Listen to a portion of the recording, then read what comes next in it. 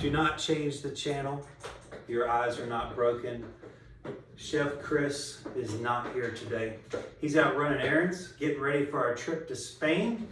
And so we had to call in the big dogs. Mr. Greg Perkins of Perkins and Associates, a fine man, a great citizen of Mount Airy, and a lover of fine wines. Done the chef's table how many times?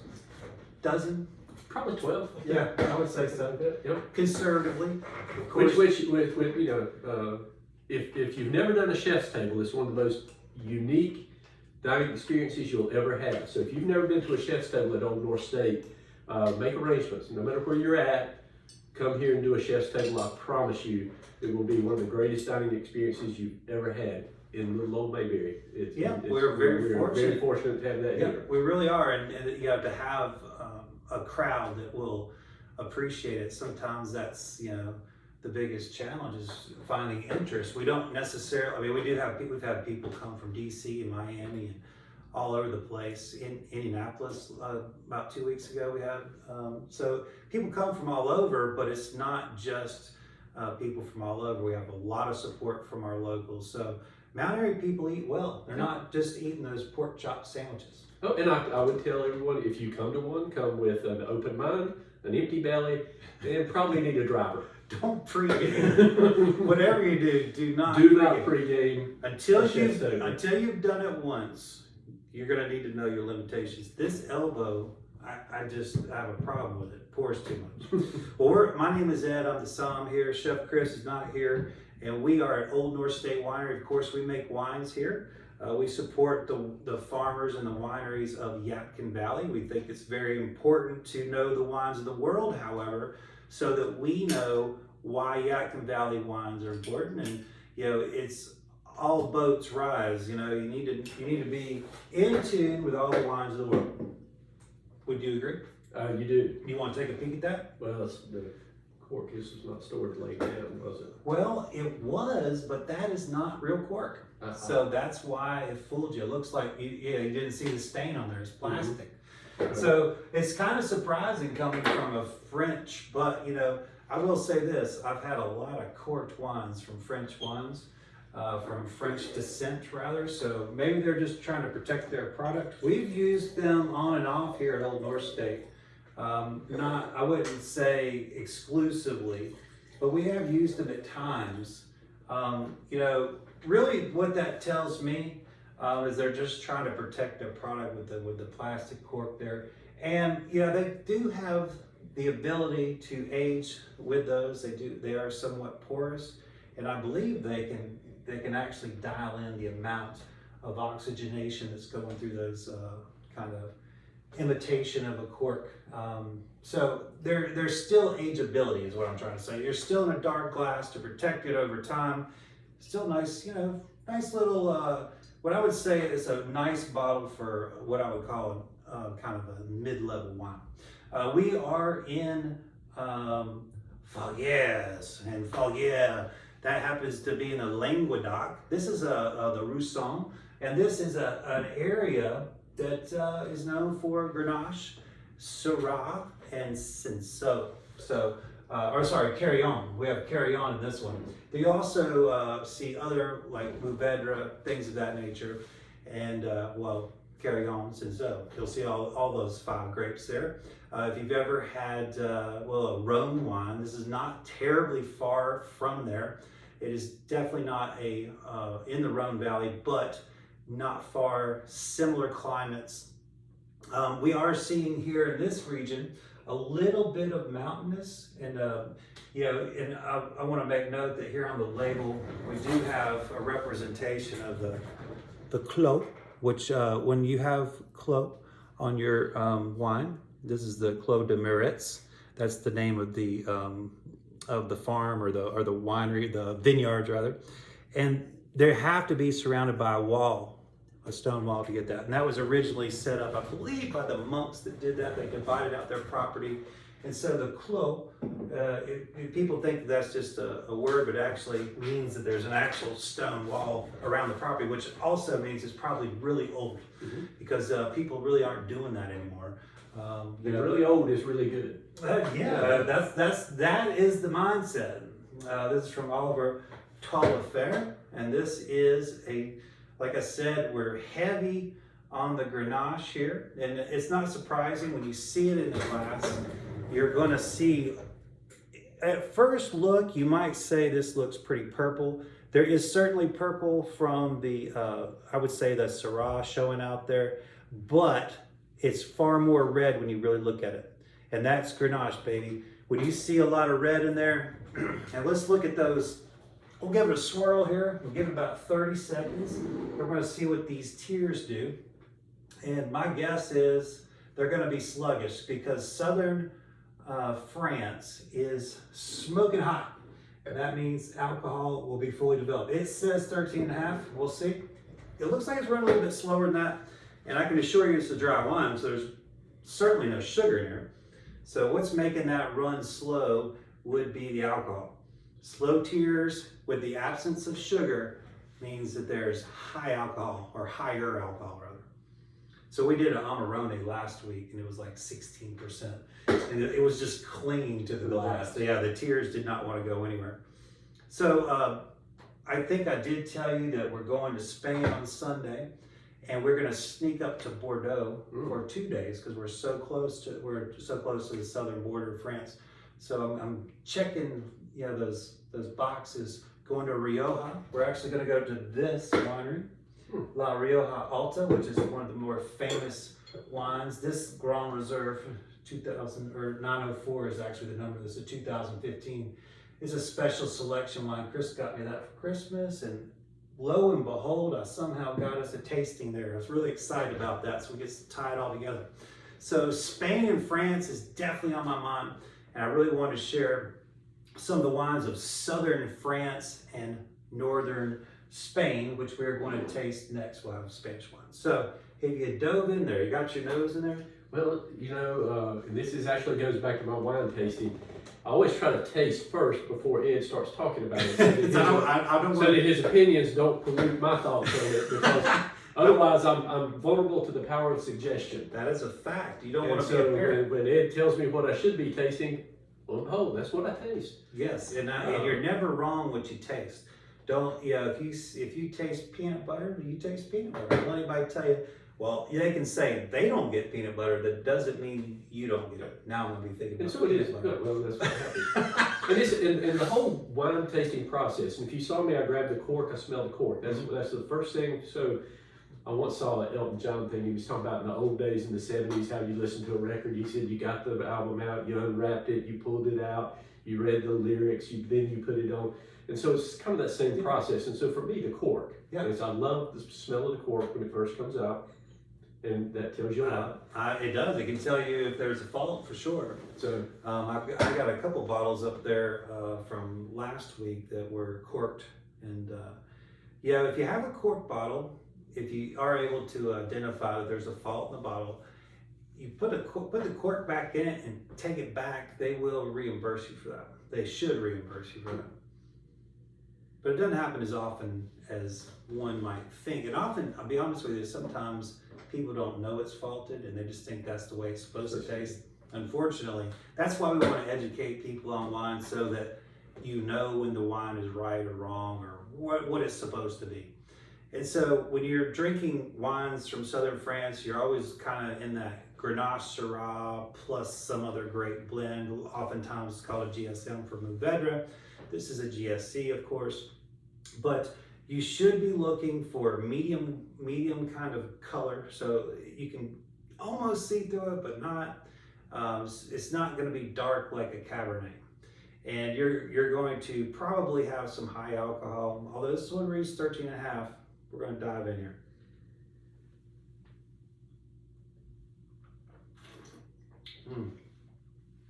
It's nice. Great texture. And you've heard me talk before about sometimes that they don't taste like they smell. That is true. Sometimes they match the nose and the palate. Oftentimes they don't. It's not imperative that they do, but it does. It's really like, well, I look at it like people. People wear different hats and different shoes, and they're part of what we identify the wine by. So if you know that a certain wine doesn't smell like it tastes or tastes like it smells, that could be almost like a fingerprint to that wine. It's a characteristic of that wine that would help you later identify it in a blind tasting. Possibly, but it's also one of the things I've learned from wine tasting is that do not let that, because I've had several that smell like dirt, taste like heaven. Yeah, right. Yeah, don't let a funky nose necessarily deter you from tasting it. Mm-hmm. You still want to, trust your palate a little bit more than your nose will give you clues. But some wines are supposed to smell, or they do smell a little bit, but they're also delicious. We got a lot of people here that are very polarized on Brettanomyces. You'll hear it called Brett, and that is considered a fault by most New World wines. They would never want Brett in their wines, but in Europe, it's kind of gives the wine a little character, and that would be actually considered a fault. So I like it, so I don't consider it a fault. So it's funky. It smells kind of like a horse, but it tastes delicious. Well, this is, also want to make note that in addition to we have a 2020. I mentioned the alcohol level. 2020 was an excellent year, very ripe year, and they had rattled off 5 fantastic years in a row in France, in the southern part rather. I know that there were some troubles in Burgundy and even up into Chablis. They had some frost and stuff, but frost is usually an issue down in the southern area. Rhone's just been killing it. Climate change has been very good for them. They're incredibly alcoholic. Now, there are going to be some transitional periods. They got to figure out what to grow, and they've already allowed more grapes into Bordeaux that are more heat tolerant. But the winemakers will always find a way. But these Grenache, Syrah, Cinsault, Carignan, and Mourvedre, they all do well in warm weather. So you're going to be safe with those grapes. They're not going to go anywhere, and I'm grateful for that. So what would you say? Now, obviously here, I feel like it's obvious. This wine is very smooth. Mm-hmm. It's easy to drink. Mm-hmm. It is dry. It does have some fine tannins in it. I would not call them oak tannins by any means. They're certainly grape tannins. There's no hints of baking spice or vanilla that would make you think that this might have been in new oak. Don't see that happen at all. Particularly, oftentimes, when you have a wine that's under $30, you can kind of expect, you can kind of figure that it didn't probably use a lot of oak anyway. So, flavor profile. What are you getting? Anything? It is. It's not heavy. It's very smooth. And one of the things when you over oak it, and always you can't taste the grapes. Yes. And so I enjoy one that's not over oaked, that I can really taste the grapes. And probably if I had one description of this wine, that's a versatile wine. You could put that with a lot of different stuff. Absolutely. That's food-wise. That's what I love about southern France, the versatility of their reds. And they're almost always blends, and I think that plays a major part in it. But I think you hit the nail on the head. That is why we are showing this wine, to be quite frank. It checks a lot of boxes, plus it's versatile. So it's not just flavorful, it's not just easy to drink. It really is a wine that you can just picture yourself eating it with like a blackened tuna sandwich. Something. We're going to Spain. We're going to be getting into some. They're really into different kinds of seafoods that are canned in olive oil and stuff. Like I could definitely see drinking this with and the versatility is important. We talked about this right before we started. Is that you're out with your spouse? That's somebody wants steak, somebody wants chicken, but you want refresh, please. But you want to split a bottle of wine. Yeah. And so the versatility of these wines is really, really important. And so that's one of the things that we picked up in doing wine tastings here with our sommelier. Yeah, you meet in the middle, right? With sommelier, it kind of sounds like a mistress. No one ever runs off with a sommelier. I can attest to that. But it's that same type of trusting relationship that you have with that person, that to give you good information on what to. And I spoke earlier about you can't retain everything that you learn in wine tasting, but you learn little things that you're looking for. And so when you're in a restaurant looking down a wine list, and the first thing you kind of learn is what type of wine you want to put with what type of meal, what's versatile, what's not, and where you can go with that. And then within that, you start looking for regions that we've learned about at wine tasting, which without my sommelier, I would never know. Well, I think it's important to know regions primarily because you can't know every winery, winemaker. Like in Bordeaux alone, there's 6,000 producers. Yeah, there's 1,000 in Napa. I mean, like, you can't know all those, but what you do know is you know that Napa style, you know Bordeaux style. I mean, obviously there are nuances within them, and that's why it's broken down into smaller regions, but knowing what to expect from an area gets you real close to where you want to be.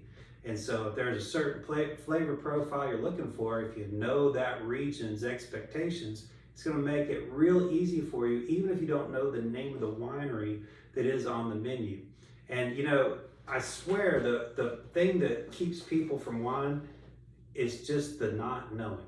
And if you knew just a little bit, you could really attack wines and feel confident and have an enjoyable experience because of that little bit of knowledge of regions. And I'm sure you've been experiencing that. I concur completely. And those are a lot of the things.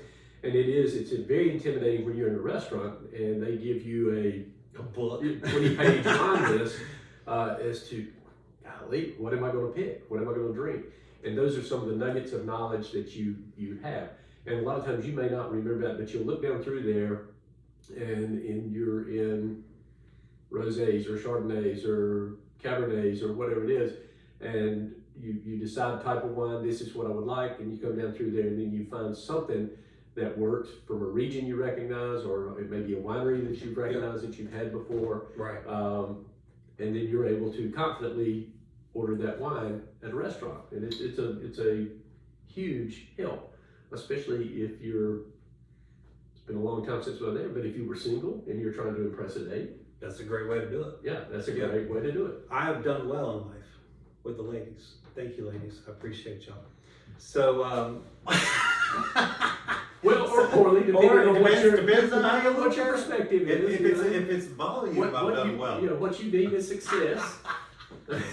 There's been some bumpy. We're not going to talk about that.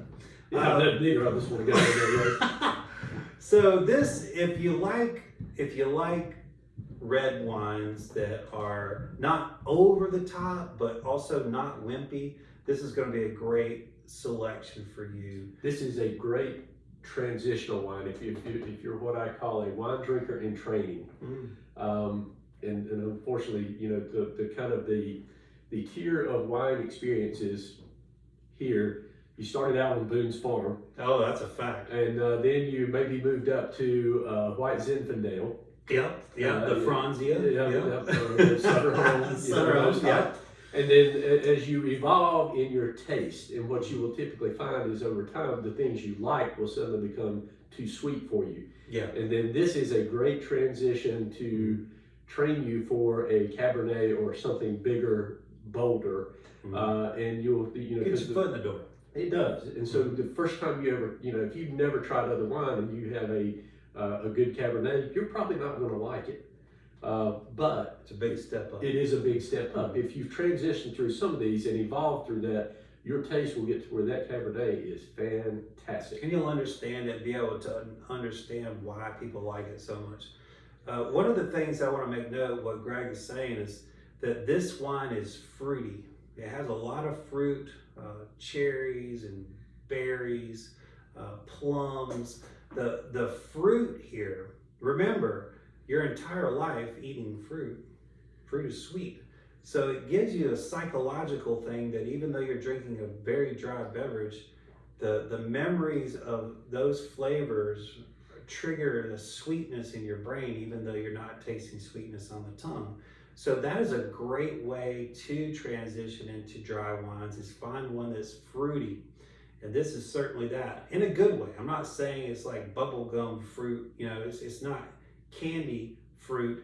It is still rustic. It's French rustic, which I like. It's got that, you know, that little bit of grit, almost, you know, you almost like there might be a little sand on your tongue. I like that. I want a wine to leave me with a little souvenir after I swallow, and I think I get Earthy, I always call earthy. it. Yeah. Absolutely. That's what I consider. That's the earthy flavor of it. And it's a delicate balance between too much earthy and being able to actually taste the grapes that are behind the wine. Man, that is quite delicious, and it's honestly getting better as we are getting through Well, that. that bottle's been open about 15 minutes now, and so it is. The second pour was exceptional. Mm-hmm. And that's another excellent, we've learned also, letting your reds breathe completely changes the flavor profile of them. And we did an Amarone for the chef's table, and we had a chef's table on Friday and Saturday, and we were using the same one.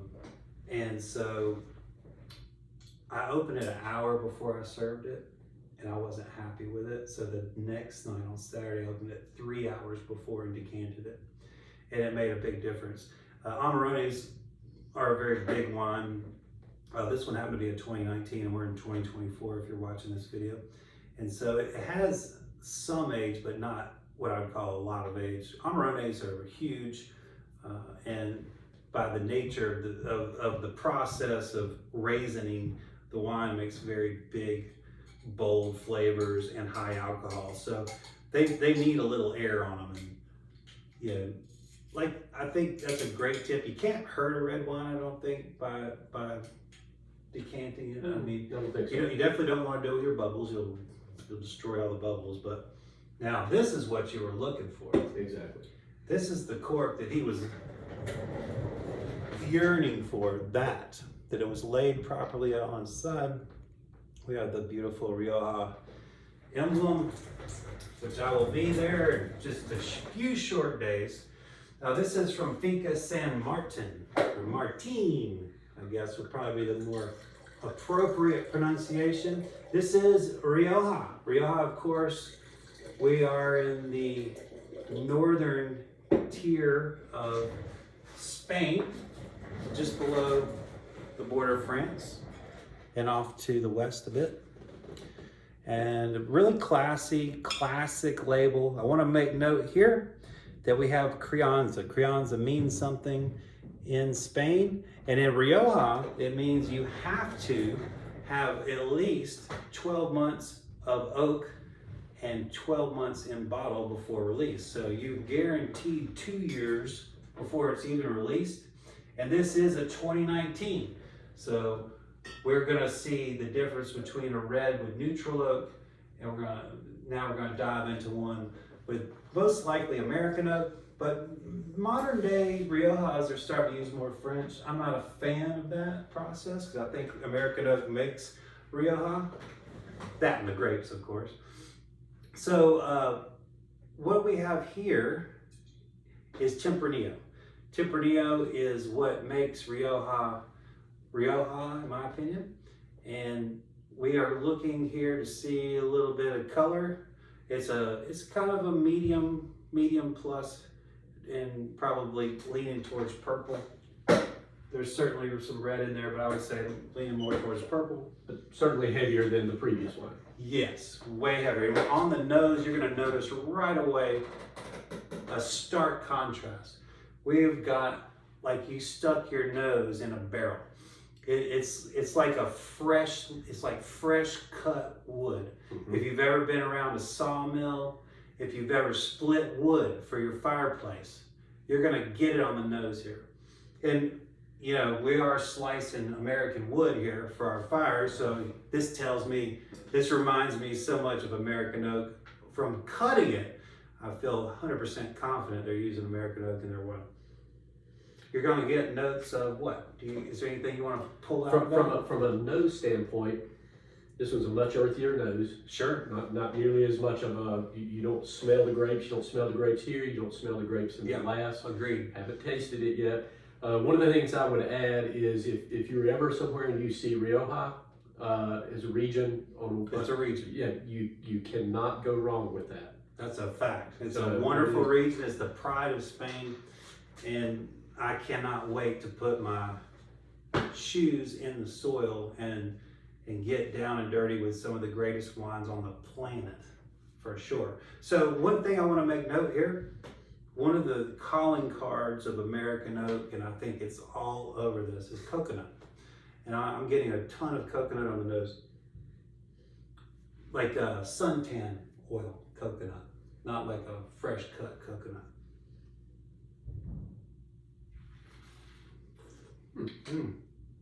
Well,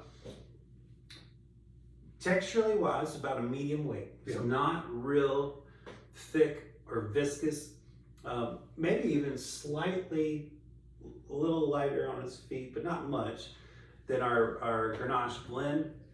But the big thing that separates this and makes it a bigger wine is that oak influence. And I mean, it's almost like you can taste the grain of the wood. It's The Faugeres affair essentially. It is one that certainly does not smell like it tastes. When you taste that after you've smelled it, it's a completely different experience. Kind of a fruit punch. I wouldn't call these like specific fruits that really jump out at me, but it kind of reminds me of, you know, A little spice, like almost a licorice spice to it. Definitely. Yeah. A little anise, you might want to call, or star anise. If you've done any Chinese cooking, that's really a really rich layer that you can put in broths and things. And I feel like there's some of that in here. It's an earthy spice. I think that's what we want to make note here. That you can call it anything in that licorice family. When I think of licorice, I think more of candy.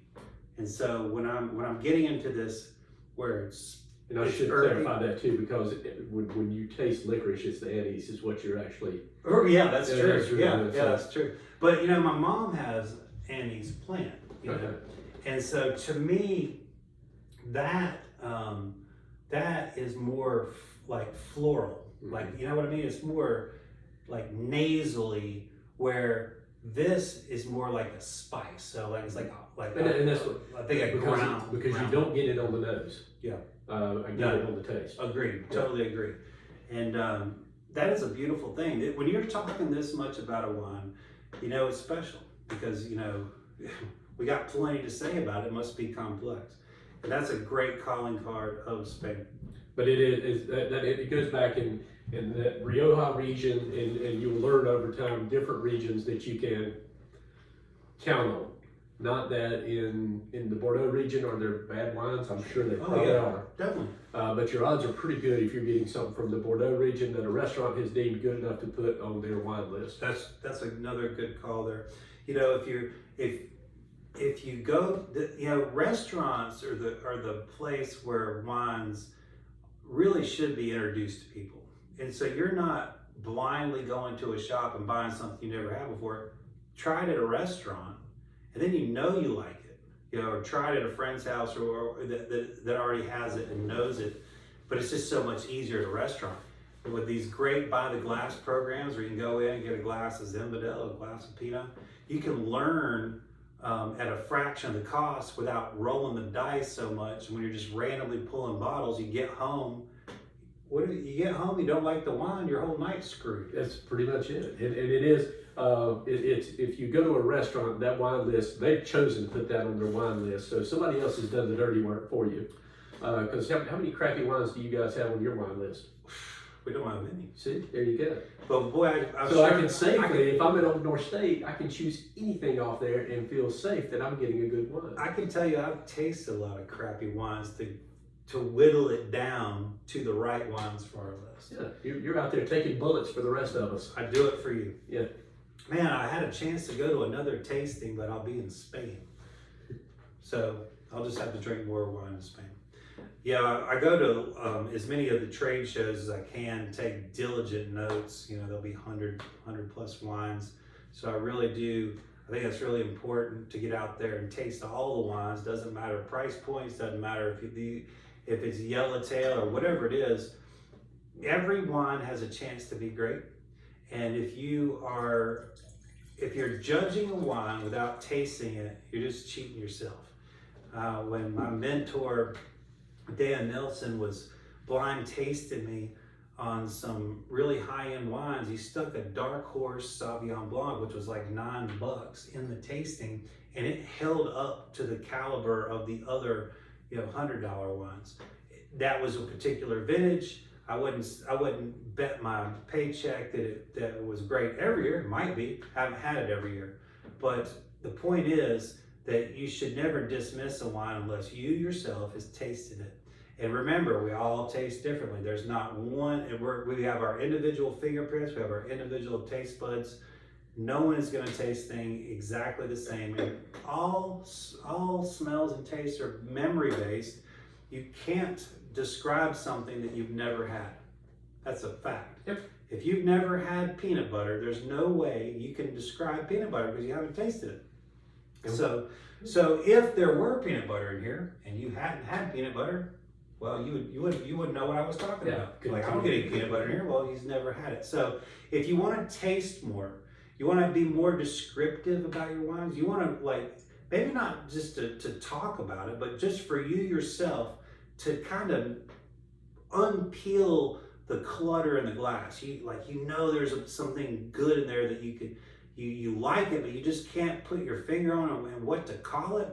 Taste more things and smell more things. That'll help you pick things out of a wine. It's really just that simple. It's still 100% grapes, don't get me wrong. It's not like there's cherries and plums in here. You might taste like them, but they're not in there. But if I had never tasted a plum, we had a great little plum tree when I was a kid. That was great. We had peach tree, pear tree, and so man, I can pick those out of one. I was struggling with a Chilean wine with my friend Kerry over at Winebow. He had this nice little luncheon put together, and we were drinking wines. And I was like, man, there is just something about this wine. I just can't place it. Now it's a red wine, so I wasn't thinking in terms of certain fruits. Unfortunately, I had ruled some of the fruits out because it was red. And he leans in, he goes, man, I always get peach out of this wine. I'm like, oh my God, you get peach in a red wine? And that was absolutely it. So don't rule any flavors or smells out based on the bias of the color, because they can certainly be in there. And don't base it on fruit that you may or may not like. I am not a particular fan of cherries, as pick off the tree and eat cherries. But when you have it, that flavor show up in a wine, in just a very subtle hint of it, you actually like it. And so it is, don't, when you hear an Ed talk about it has hints of plums or, whatever that is, and you think, well, I don't like those. Right.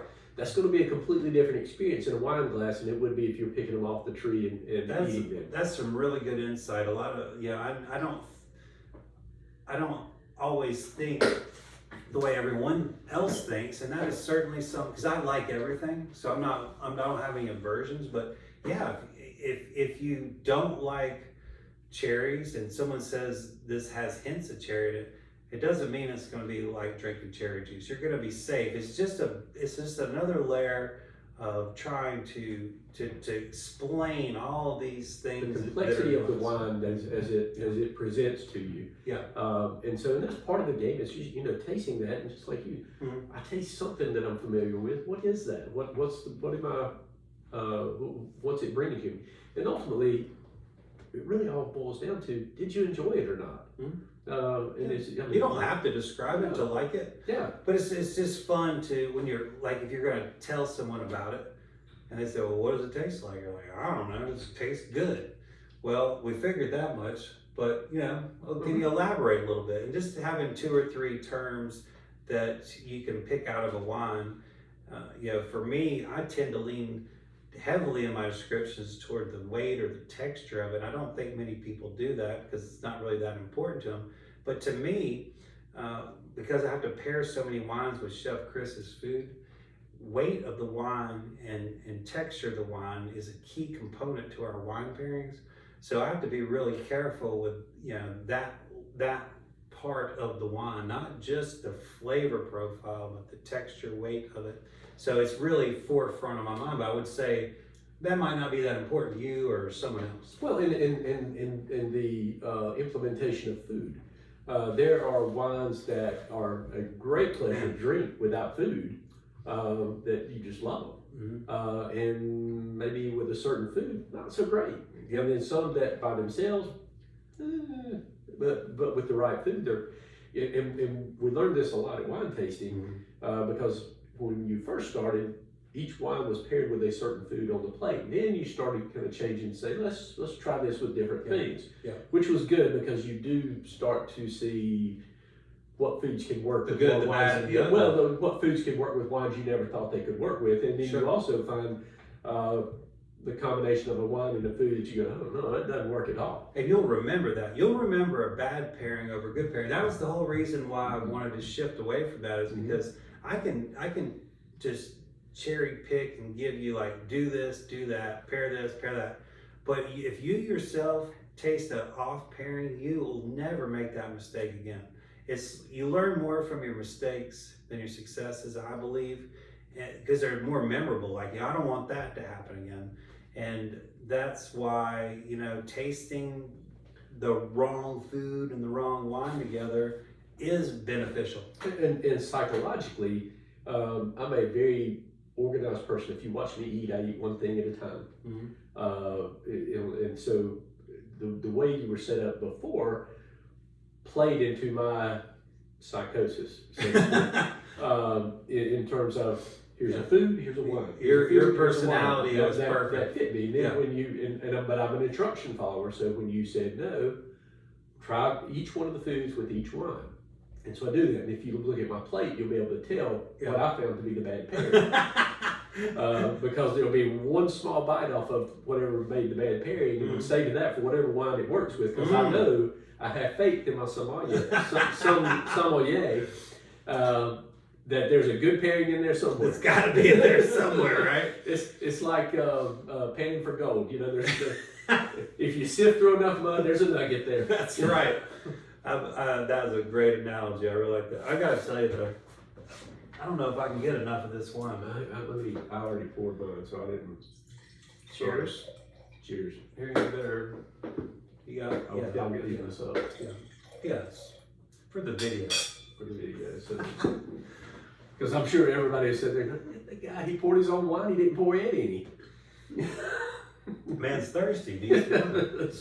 We don't judge here. Well, but it is a and of course you can't sense this on the camera, but it's cold in this room. Oh yeah. And cold. Sometimes on our videos you'll see Chris wearing a toboggan and a coat, but it is, we're cold. We're in the cellar. We are in the wine cellar. There are barrels outside the room from us here, and so it is very cool in this room. And cool weather and red wine is like heaven on earth. Yeah, and I would say that these are, closer to probably 65 degrees instead of the normal room temperature that most Americans serve their wine. Unfortunately, that's just kind of what we do in America. It's not that important to us, but you will, if you out there, put your red wine in the fridge for about 10 minutes before you serve it and pull it out. You'll find that it's a different experience. Sometimes it can open up things you didn't know was in there. Sometimes it'll hide things that you don't want in there. I think it's great for high alcohol wines because usually when a wine is warm, or warmer rather, the fumes really hit me harder, the alcohol fumes, the alcohol bite. And so a little chill will really kind of calm that down. You're not going to lose any alcohol, don't worry, it's still in there. So, you can have the alcohol, but you've kind of pushed it back down so it's not jumping up screaming at you. Good point. That it is, you don't want to be overpowered by it. And the sign of a really good wine is a wine that's high in alcohol content and you can't tell it. Yeah, I would agree. Which is also dangerous. We call that integration, but you can also call it pretty sneaky. Yeah. I warn people a lot. And later you call it hangover. And there's a reason why I didn't do it for us, because we're pros, but I usually keep a glass of water by everybody that's drinking wine so that they don't have a hangover. Because if you drink a glass of water every time you drink a glass of wine, or every other glass, you're going to be fine and dandy the next day. Remember, a lot of these wines, they're hitting 15-16%, and that's triple of an average beer. A little goes a long way. Yeah. But the flavors that we have had here today have been phenomenal. We've had a great exploration of where I'm going to be next week. We're going to be in southern France and northern Spain.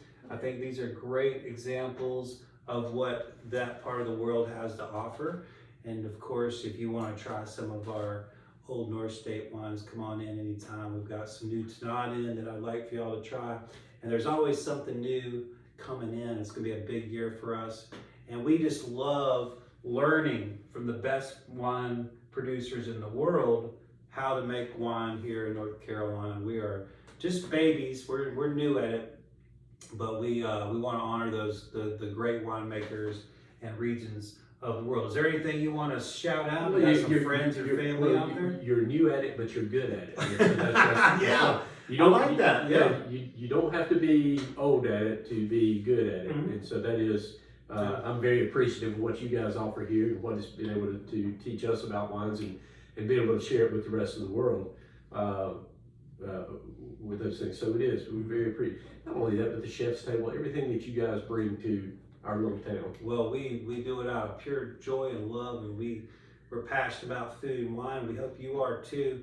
And if we can help you learn a little bit more about food and wine and make your next experience better, then we've done something. We've left something, we've shared something that you can pass on as well. Remember, all this stuff is meant to be shared. Someone taught me so that I can teach you, and so on and so forth. So share that great wine knowledge that you have. Remember, folks, if you want any of these in the future, if you want to do this virtual tasting, if you're just sitting here watching this video with no wine, you call us, you come by and pick up 2 bottles of wine and the food that pairs with it from Chef Chris, and you can sit in front of this video and watch us talk about wine while you're eating and drinking. It's a pretty sweet deal. But even better, if you can't do the virtual, you really should be here. And I hope you are here in person Thursday nights at 6 p.m. where we have anywhere from 4 to 40 people. Every week is different, but it's always this revolving door of different folks, people that are passing through town, some regulars that come almost every week, some people that come quarterly, and they're people from a very diverse background that have one common thing: they like to drink wine. And at those you're doing 4 wines. That's right. In person you'll get 4 wines and 4 tastings. And it is a super deal. Yeah. When you look at the food pairings and the wines that you'll get to taste, it's a super deal. Very artisan stuff. I would encourage you to do. If you live within 100 miles, you need to be up here and do that. Correct. If you live 500 miles away, make a point to come here, visit, do wine tasting one night, catch a chef's table while you're here. Those are 2 of the greatest experiences that you'll ever have. We had a fellow come in from Knoxville, and he was coming in, and he made a chef's table reservation. And then he called back the next day and goes, "Hey, what's this thing I was looking at your website, what's this thing you got going on Thursday?" I told him about the tasting. He called and booked an extra night and came down a day early, so they did the Thursday night tasting. And then he did the chef's table the next night, and he got a real taste of what we call modern Mayberry, right? And I'll guarantee you, he was not sorry he did that. No, he was very happy. So, he ended up buying 3 cases of wine. Took it back to Tennessee. But I appreciate you letting me do this, because I'm certainly not Chris Wishart. Oh, well, you're not as fiery as Chef Chris. I'm not as prone to pontificating as Chef Chris. Well, I will have to say this. We're going to have to take a rain check. I want you back with Chris. I think the 3 of us were unstoppable. Well, to be honest, it was when I watched you and Chris doing it, and it looked like so much fun. So I asked him, I said, "Can I be a guest?"